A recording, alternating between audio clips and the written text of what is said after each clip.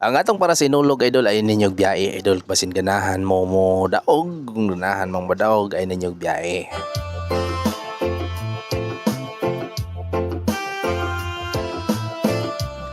Resulta sa alas 2 idol no, atong recap dol.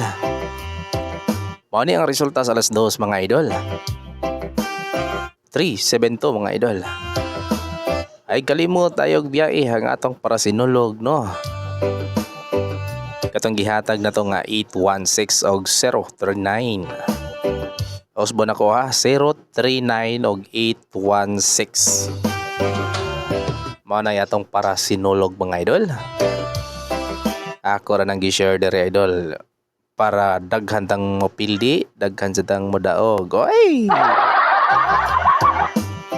Bitaw para sinulog na mga idol ha.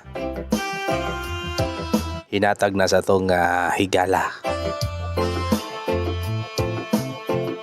May na lang na idol ato anang ipanagkot no.